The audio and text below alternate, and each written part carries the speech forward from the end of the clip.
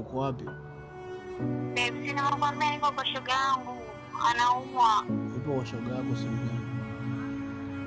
Niko nyumbani kwake hapa, anaumwa. Nyumbani kwake wapi? Kwa sababu wewe unasema umeniambia saa ngapi lakini. Babe, jana nilikwambia shoga yangu anaumwa, nitaenda kumuona.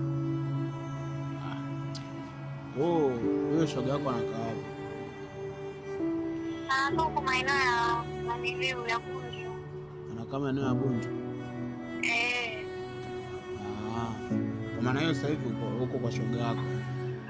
Ndio babe, alafu unajua anaumwa, hana hata hela na mimi sina hela. Naomba mtumie. Kwa shoga yako hana hela na hauna hata hela nikutumie kwa sababu shoga yako anaumwa, si ndio? Ndio baby. Sasa mbona unaongea kama hivyo? Nitumie basi sababu. Uko unahitaji kama shilingi ngapi?